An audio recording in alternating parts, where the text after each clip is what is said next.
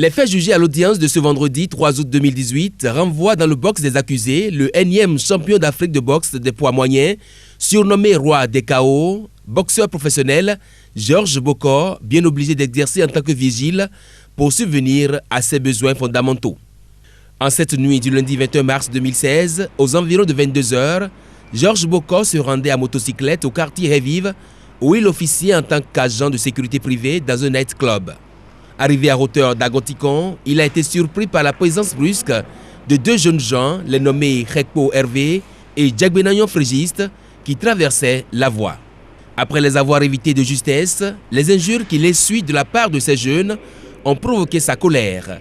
Georges Bokor serait descendu de sa moto pour asséner, à l'aide de son casque, des coups sur la tête successivement de Hervé Hekpo et de Frégiste Djagbenayon. Une version des faits livrée par Hervé et que conteste l'accusé.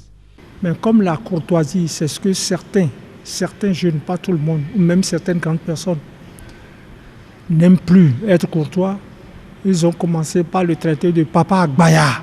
C'est quoi ça? Et ils se sont mis à l'agresser. Et Georges Bokor a dû se défendre par son casque. Mais ce qui est constant et reconnu à la barre par ce dernier, c'est que Frégiste Djagbenayon, en tombant, s'est cogné la tête contre le rebord du trottoir et est entré dans le coma.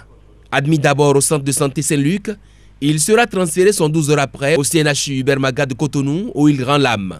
Il a reconnu les faits, mais le problème qui se pose, est-ce que vraiment il y a eu coup mortel? L'infraction coup mortel au terme de l'article 309 alinéa 4 du Code pénal est constituée dès lors que des coups ont été portés et des blessures ont été faites et ont occasionné la mort de la victime sans même que l'agent pénal ait eu cette intention. Et c'est là tout le nœud de l'instruction du dossier à la barre. Djagbenayon Frégiste est-il décédé des coups qu'il aurait reçus venant de l'accusé? Le représentant du ministère public reste convaincu. Seydou Bonik Pegounou se dit perplexe face à ce qu'il qualifie de drame affreux. Une petite histoire devenue grande tragédie et qui pose à ses yeux la question de la courtoisie sur nos routes. Retraçant dans ses réquisitions le film de la triste affaire, l'avocat général y voit l'acte positif censé porter atteinte à l'intégrité corporelle de la victime, ce qui conforte la thèse des coups et blessures volontaires. Mais la circonstance aggravante, ici, c'est que mort s'en est suivie. Frégiste, tombé sur les lieux cette nuit-là, est entré dans le coma et n'en est plus sorti. Aucune excuse légale de provocation. Et si circonstance atténuante il doit y avoir, l'avocat général les laisse à la discrétion de la Cour. Il va requérir contre l'accusé la peine de 7 ans de réclusion criminelle, balayant tout argument qui militerait en faveur d'une mort par maladie pathologique. La défense se dit surprise tout de même par cette déduction du ministère public. Pour maître Louis Fidéon, les coups portés n'ont pas entraîné stricto sensu le décès de la victime. Moi, je dis sincèrement, le médecin légiste a été clair. La douleur qu'il a reçue du fait d'avoir eu ces coups-là est associée à ce que congénitalement, le monsieur a un gros cœur et qu'il était potentiellement un grand malade. Mais n'oubliez pas que dans cette affaire, ce qui est encore choquant, c'est que Georges Bokor, bien qu'il n'ait pas beaucoup de moyens, a participé. Il a donné de l'argent. Il a donné 50 000 francs quand il était d'abord dans un premier hôpital. Quand il fallait faire le scanner, il a donné 400 000. Les parents ont refusé systématiquement de prendre. Bon, et par acquis de conscience, il a laissé les 400 000 francs à la brigade de gendarmerie. Donc il a combattu, il a compati. Et tous les jours, il pleure. Il pleure, même ici à l'audience, il pleure. Il a fait plus d'une centaine de combats. Il est boxeur professionnel, champion d'Afrique. Il n'a jamais tué quelqu'un.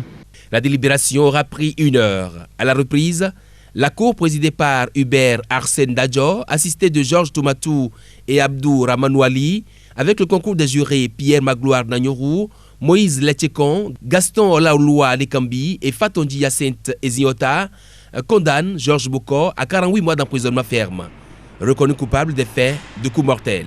Un peu déçu.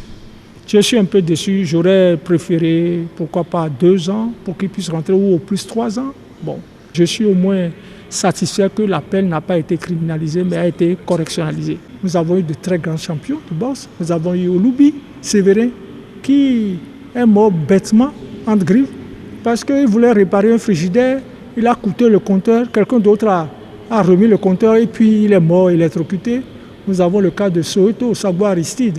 Nous avons maintenant le cas de mon client et Boko Georges qui maintenant, qui par le destin, croupit maintenant en prison depuis plus de 2 ans. Et on vient de le condamner à 4 ans, donc ça veut dire qu'il a encore au moins 1 an ou 8 mois à faire.